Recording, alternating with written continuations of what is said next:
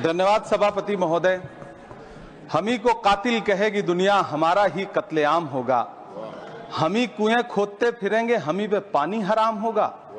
सभापति महोदय, सन 1947 में दिल्ली की जामा मस्जिद की तारीखी सीढ़ियों पर खड़े होकर के भारत रत्न मौलाना अबुल कलाम आजाद साहब ने कहा था कि मुसलमानों कहां जा रहे हो, यह है तुम्हारा मुल्क, यहां तुम्हारे आबाओ अजदाद की कब्रें हैं। उस वक्त मौलाना आजाद की ये सदाएं सुन करके लोगों ने अपने सरों की गठरियां उतार करके रख दी थी। आज उसी दिल्ली में मौजूद देश की संसद में एक बिल आया है जो हमसे उसी जामा मस्जिद की सीढ़ियों के सबूत मांगेगा, जो उन्हीं सीढ़ियों के पास अपनी कब्र में सोए हुए मौलाना आजाद को फिर से कब्र से सदा देनी पड़ेगी कि ये जो कब्र है वो मेरी कब्र है, ये किसी सरकार की जागीर नहीं है। सभापति महोदय, मैं जहां खड़ा हूं इसी संसद भवन के सामने सड़क के उस पार अपनी कब्र में सोए हुए भारत के पूर्व राष्ट्रपति फखरुद्दीन अली अहमद की कब्र है। शायद अब उस कब्र से भी सदाएं आए कि ये कब्र मेरी कब्र है, ये सरकार की जागीर नहीं है। सभापति महोदय, मैं वक्फ कानूनों में किए जा रहे संविधान विरोधी बदलावों के खिलाफ बोलने के लिए खड़ा हुआ हूं। संविधान का आर्टिकल 14 हो, 29 हो, 30 हो, चीख चीख कर कहता है कि देश में सब बराबर के हकदार हैं। आर्टिकल 26 कहता है कि सबको अपने अपने मजहबी कामों के लिए मंदिर, मस्जिद, गिरजाघर, गुरुद्वारों का निर्माण करने का हक है और उसका रखरखाव का भी हक है। लेकिन डॉक्टर बाबा साहब अंबेडकर के संविधान को हर दिन कुचलने वाली ये सरकार देश के मुसलमानों से नफरत में इतनी अंधी हो गई है कि खुलेआम देश की संसद में देश सरकार के माइनॉरिटी मिनिस्टर साहब और होम मिनिस्टर साहब झूठ बोलते हैं और देश को गुमराह करते हैं, झूठ शब्द असत्य बोलते हैं। सरकार ने इस बिल का नाम उम्मीद रखा है। मंत्री जी कल से इसे देश के मुसलमानों के लिए नई उम्मीद बता रहे हैं। नहीं मंत्री जी, न तो ये बिल मुसलमानों के लिए नई उम्मीद है और न ही उम्मीद की नई किरण। सभापति महोदय, भाजपा ने पूरे देश में वक्फ के नाम पर कई सारे झूठ फैलाए हैं। आइए आज उनकी सच्चाई पर बात करते हैं। वक्फ ट्रिब्यूनल को ऐसे बताया जाता है जैसे वक्फ ट्रिब्यूनल कोई मजहबी खाप पंचायत हो। सभापति महोदय, जबकि सच्चाई यह है कि वक्फ ट्रिब्यूनल भी तो सरकारी न्यायिक विभाग है जिसमें सरकार द्वारा नियुक्त जज होते हैं, जिसमें प्रशासनिक अधिकारी होते हैं, कहीं ऊपर से थोड़ी आ गए। सभापति महोदय, देश के गृह मंत्री जी ने इसी सदन में कहा कि वक्फ ट्रिब्यूनल के फैसले के खिलाफ कोई कोर्ट नहीं जा सकता, जबकि सच यह है कि वक्फ एक्ट 1995 की धारा 83(9) के तहत हाई कोर्ट वक्फ ट्रिब्यूनल के फैसले की न सिर्फ समीक्षा कर सकता है बल्कि उसे बदल भी सकता है। सच तो यह है कि वक्फ बोर्ड खुद अपनी जमीनों के लिए कई सारी कोर्ट में मुकदमे लड़ रहा है। सभापति महोदय, दिल्ली की जिन 123 संपत्तियों को लेकर कल माइनॉरिटी मिनिस्टर, होम मिनिस्टर साहब और अभी आदरणीय नेता सदन बात कर रहे थे, आइए उनकी सच्चाइयों पे भी बात करते हैं। 1911 में जब अंग्रेजी हुकूमत ने कोलकाता के बजाय दिल्ली को राजधानी बनाने का फैसला किया तो रायसीना हिल्स के चारों तरफ जो मुसलमानों की ढेर सारी जमीनें थी उनको एक्वायर किया गया और लुटियन को इसकी तामीर की जिम्मेदारी सौंपी गई। सेंट्रल विस्टा की तरह लुटियन जोन का मेगा प्लान तैयार हुआ, लेकिन उस वक्त के मुसलमानों ने उस वक्त की अंग्रेजी हुकूमत से अपनी इबादत गाहों को बचाने के लिए लड़ाई लड़ी। मामला ब्रिटिश गवर्नमेंट तक पहुंचा। तब यह तय हुआ कि वो जो धार्मिक स्थल हैं उन्हें जस का तस रहने दिया जाएगा। इंडिया गेट के बगल वाली मस्जिद हो, जाप्तागंज, सुनहरी बाग मस्जिद हो, पार्लियामेंट रोड वाली मस्जिद हो, ऐसी 123 संपत्तियों के मैनेजमेंट के लिए 1913 में मुसलमान वक्फ वैलिडेशन एक्ट बना और उसके बाद एक नया शहर बसाया गया जिसे लुटियंस जोन का नाम दिया गया। फिर 1943-45 के बीच एक और समझौता हुआ आजादी से पहले, उसके तहत काफी सारी वक्फ जायदादों को सुन्नी मजलिस औकाफ बनाकर उसके अंडर किया गया ताकि उसकी देखरेख की जा सके।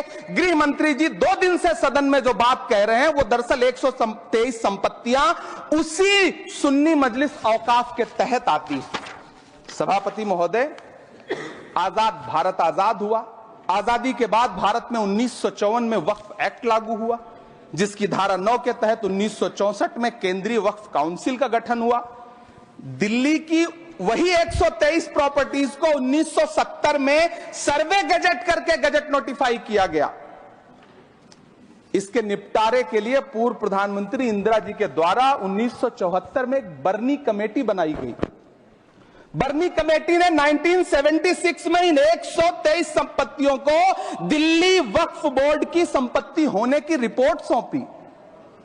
उस रिपोर्ट के आधार पर 1984 में कांग्रेस सरकार ने उन 123 प्रॉपर्टीज को दिल्ली वक्फ बोर्ड को सौंपने का फैसला किया, जिसके खिलाफ विश्व हिंदू परिषद कोर्ट गई। मामला 2011 तक पेंडिंग रहा। फिर 2011 में कोर्ट ने सरकार को आदेशित किया कि इसका निपटारा करो। तब 2013 में तत्कालीन यूपीए सरकार ने दिल्ली की उन्हीं 123 जायदादों को बर्नी कमेटी की सिफारिशों के मुताबिक वक्फ बोर्ड के हवाले किया। यही वो प्रॉपर्टीज हैं जिनके नाम से गृहमंत्री जी कल से कांग्रेस को कोस रहे हैं। फिर आई 2014 में भाजपा की सरकार, जो तब से इन जमीनों को हड़पने की साजिश कर रही है। जिस बिल को मुसलमानों के हुकूक की हिफाजत करने वाला बिल बताया जा रहा है, उसी को पेश करने के लिए और उस पर बात करने के लिए लोकसभा में भाजपा सरकार के पास एक भी मुस्लिम सांसद नहीं है। जिस वक्त, मैं लोकसभा कह रहा हूं, सुना करिए, जिस वक्फ बिल को मुस्लिम महिलाओं को हक दिलाने वाला बताया जा रहा है, उसे संसद में पेश करने वाली पार्टी के पास न तो राज्यसभा में, न लोकसभा में, न देश की किसी विधानसभा में एक भी मुस्लिम महिला सदस्य नहीं। कल किरण रिजिजू जी कह रहे थे कि रेलवे की जमीनें देश की जमीनें हैं, डिफेंस की जमीनें देश की जमीनें हैं। हां मंत्री जी, हैं, बिल्कुल हैं। ये जो वक्फ की जमीनें हैं, ये हमारे पुरखों ने धार्मिक कामों के लिए डोनेट किया है, तो हम भी तो इसी देश के नागरिक हैं, हम भी तो इसी देश के बेटे हैं, तो वक्फ की जमीनें भी तो इसी देश की जमीनें हैं। उनको पराया क्यों बोलते हैं आप? सभापति महोदय, अशफाकुल्ला खान जब फैजाबाद की जेल में फांसी के फंदे पर झूल रहे थे, तो इसी देश की जमीन के लिए झूल रहे थे ना। सभापति महोदय, अंडमान की जेल में काला पानी की सजा काटकर अपनी जान देने वाले मौलाना फजले हक खैराबादी हो या शेर खान अफरीदी हो, वो भी तो इसी जमीन के लिए अपनी जान दे रहे थे ना। सभापति महोदय, पाकिस्तान के खिलाफ लड़ते हुए अपनी जान देने वाले महावीर चक्र विजेता ब्रिगेडियर उस्मान हो या पाकिस्तान के पैटर्न टैंक उड़ाने वाला परमवीर चक्र विजेता वीर अब्दुल हमीद हो, वो भी तो इसी जमीन के लिए अपनी जान दे रहा था ना। और मंत्री जी, मैं इस सदन में अलल ऐलान ये कहता हूं कि जब भी इस देश की जमीन को लहू की जरूरत होगी, आपसे 2 कदम आगे इमरान खड़ा मिलेगा। ये मैं आपसे यकीन दिलाते हुए कह रहा हूं। सभापति महोदय, मैं सरकार से कहना चाहता हूं, हमसे हमारी इबादत गाहें तो मत छीनिए ना, हमारे घरों पे बुलडोजर तो मत चलाइए ना, हमारी कब्रों में तो हमें सुकून से सोने दीजिए ना। सभापति महोदय, माइनॉरिटी मिनिस्ट्री का बजट कट करके, मुस्लिम बच्चों की स्कॉलरशिप बंद करके अब सरकार कह रही है कि हम वक्फ की आमदनी से गरीब मुसलमानों का भला करेंगे। गुजरात की बेटी बिल्किस के बलात्कारियों की रिहाई के बाद उन्हें माला पहनाने वाली लोगों के नेता ये कह रहे हैं कि यह बिल मुस्लिम महिलाओं को उनका हक दिलाएगा। धन्यवाद मोदी जी, क्या बढ़िया सौगातें मोदी दे रहे हैं आप। पहले हमें गुजराते मोदी दिया, आप सौगाते मोदी दे रहे हैं।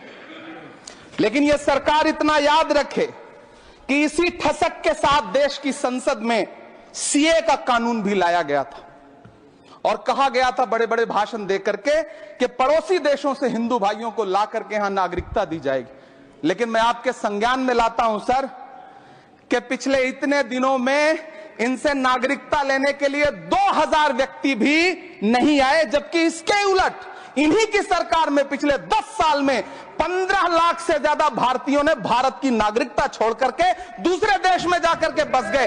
यह हुआ उस कानून का अंजाम। सभापति महोदय, इसी तरह की जिद के साथ किसानों के खिलाफ भी कानून लाए गए थे। जिस तरह आज वक्फ के फायदे गिनाए जा रहे हैं, उसी तरह से किसानों को भी कृषि कानूनों के फायदे गिनाए गए थे। लेकिन अंजाम क्या हुआ? 700 किसानों की शहादत लेने के बाद सरकार को अन्नदाता किसानों के सामने घुटने टेकने पड़े और कृषि कानून वापस लेने पड़े। जिल्ले इलाही, जमहूरियत जो है वो नफरत और ठसक से नहीं चलती है, अकड़ से नहीं चलती है, उसमें सबकी हिस्सेदारी जरूरी है। कल देश के माइनॉरिटी मिनिस्टर ने लोकसभा में खड़े होकर एक शेर सुनाया था कि मुझसे कोई बदगुमान न हो, तो मैं उन्हें एक शेर सुनाना चाहता हूं कि मैं आज जद पे हूं तो इतना खुशगुमान न हो, मैं आज जद पे हूं तो इतना खुशगुमान न हो, चराग सबके बुझेंगे हवा किसी की नहीं। नीतीश कुमार जी हो, चंद्रबाबू नायडू जी हो, चिराग पासवान जी हो, जयंत चौधरी जी हो, देवे गौड़ा जी हो, जीतन राम मांझी जी हो, सबको समझना पड़ेगा कि जब जंगल में आग लगती है तो न वो बरगद बचते हैं जो हवा को आंधी में तब्दील करते हैं, न वो बांस बचते हैं जो आपसी रगड़ से चिंगारी पैदा करते हैं। सभापति महोदय, जब देश को मनमोहन सिंह साहब जैसा काबिल प्रधानमंत्री मिलता है तो देश को आरटीआई जैसा एक्ट मिलता है, सेज जैसा एक्ट मिलता है, मनरेगा जैसा एक्ट मिलता है, लिबरलाइजेशन मिलता है, राइट टू एजुकेशन मिलता है, नेशनल फूड सिक्योरिटी एक्ट मिलता है। लेकिन जब देश को सौगातें मोदी मिलती है तो क्या मिलता है? सीए मिलता है, फॉर्म्स लॉ मिलता है, आर्टिकल 370 मिलता है, इलेक्टोरल बॉन्ड जैसा एक्ट मिलता है और वक्फ अमेंडमेंट एक्ट जैसे बिल देश को मिलते हैं। मुझे तो अपने हमवतन भाइयों से पूछना है कि आपको अपने बच्चों की तरक्की, खुशहाली और नौकरी की दरकार है या फिर मुसलमानों की दान की गई जमीनों को लूट कर धन्ना सेठों को देने की साजिश करने वाले कानून की? सभापति महोदय, यह सरकार रात के 3 बजे तक पूरे देश को जगा करके संसद में अपने ही नागरिकों को नीचा दिखाने के लिए वक्फ बिल ला रही थी, तो उधर रात के 1:30 बजे अमेरिका हम पर 26% टैरिफ लगा रहा था। सरकार की प्राथमिकताएं देश को पता। सभापति महोदय, मैं बहुत भावुक हूं आज, और मुझे अच्छा लगा कि आदरणीय नेता सदन जगत प्रकाश नड्डा जी ने बहुत अच्छी बातें भी की, मन से बातें की। क्योंकि उनके नाम में प्रकाश जुड़ा है तो मैं उनमें हमेशा एक रोशनी की किरण देखता हूं। मैं उनके सामने बहुत अदब से यह बात कहना चाहता हूं कि चरागों के सफर में दबदबा हो आंधियों का तो फिर अंजाम जुल्मत के सिवा कुछ भी नहीं होगा। यह दुनिया नफरतों के आखिरी स्टेज पर है, इलाज इसका मोहब्बत के सिवा कुछ भी नहीं होगा। मैं भावुक हूं, मेरी पलकें गीली हैं। अगर देश की एक बहुत बड़ी आबादी को लगता है कि आप उसका भला करने के लिए नहीं बल्कि उनकी इबादतगाहों, उनकी कब्रिस्तानों, उनकी खानकाहों को बर्बाद करने का बिल ला रहे हैं, तो फिर आप अगर समझाने में नाकामयाब रहे हैं तो यह आपकी नाकामयाबी है। पहले समझाइए, उसके बाद कोई बिल लेकर के आइए, तब शायद हम आपका इतनी पुरजोर तरीके से विरोध ना करें। लेकिन सभापति महोदय, मैं अंत में सिर्फ इतना कहना चाहता हूं कि इस बिल में जो भी पॉइंट्स दिए गए हैं, बॉम्सी पोर्टल देख लीजिए, सरकार का झूठ आपको पकड़ में आ जाएगा।